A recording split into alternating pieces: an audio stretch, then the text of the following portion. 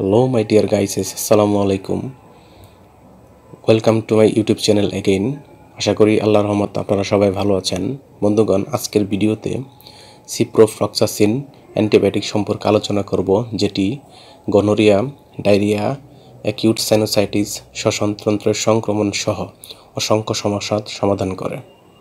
তবে ভিডিওটি শুরু করার আগে আপনাদের প্রতি অনুরোধ, আপনি আমার চ্যানেলে নতুন হয়ে থাকলে চ্যানেলটি সাবস্ক্রাইব করে লাইক, কমেন্টস এবং শেয়ার করবেন এবং বেল আইকনটি অন করে রাখবেন। বন্ধুগণ, সিপ্রোফ্লক্সাসিন অ্যান্টিবায়োটিকটি গনোরিয়া, ডায়রিয়া, অ্যাকিউট সাইনোসাইটিস, শ্বসনতন্ত্রের সংক্রমণ সহ অসংখ্য সমস্যার সমাধান করে। তবে যেহেতু এটি একটি অ্যান্টিবায়োটিক মেডিসিন, তাই ডাক্তারের পরামর্শ ব্যতীত এই ঔষধ খাওয়া বা সেবন করা যাবে না। উপরোক্ত সমস্যার সমাধানে ডাক্তারগণ তাদের প্রেসক্রিপশনে যে অ্যান্টিবায়োটিকটি খাওয়ার কথা বলে থাকেন বা লিখে থাকেন, তার নাম হলো ডিএফএক্স ট্যাবলেট বা অরাল সাসপেনশন, যেটির উৎপাদনকারী প্রতিষ্ঠানের নাম ডেল্টা ফার্মা লিমিটেড, এবং এখানে ট্যাবলেটের প্রতি পিসের দাম 10 টাকা করে এবং ডিএফএক্স সাসপেনশনের দাম 97 টাকা করে। এটি খাওয়ার নিয়ম হচ্ছে, যেহেতু এটি একটি অ্যান্টিবায়োটিক ওষুধ, তাই এটি ডাক্তারের পরামর্শ অনুযায়ী খাবেন। ডাক্তার যেভাবে তাদের পরামর্শপত্র লিখবে।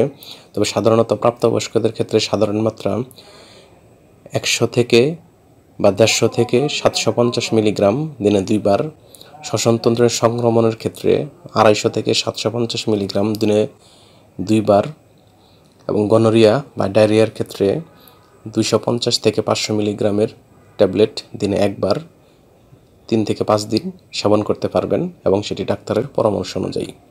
অন্যদিকে শিশু ও কিশোরদের ক্ষেত্রে সুপারিশযোগ্য নয়, অর্থাৎ শিশু ও কিশোরদের ক্ষেত্রে এটি না সেবন করাই ভালো বা দেওয়া যাবে না, কিংবা বেশি প্রয়োজন হলে ডাক্তারের পরামর্শ অনুযায়ী 7.5 থেকে 15 মিলিগ্রাম পার কেজি ওজন হিসেবে দিনে 2 বার, কিংবা ডাক্তার যেভাবে বলবে সেভাবে সেবন করাতে পারবেন।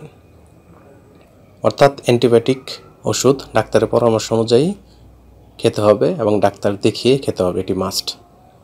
এটি সেবনের পর বমি ভাব, ডায়রিয়া, তলপেটে ব্যথা, মাথা ব্যথা, ঝিমুনি, খিঁচুনি, ফুসকুড়ি ইত্যাদি পার্শ্ব প্রতিক্রিয়া দেখা দিতে পারে। গর্ভাবস্থা এবং স্তন্যদানকালীন সময়ে এটি সেবনযোগ্য নয়, কিংবা এটি সেবন করা যাবে না, অর্থাৎ নিষেধ। ওষুধটি আলো তাপ থেকে দূরে 30 ডিগ্রি সেন্টিগ্রেড তাপমাত্রার নিচে সংরক্ষণ করতে হবে এবং অবশ্যই শিশুদের হাতের নাগালের বাইরে রাখতে হবে। ধন্যবাদ।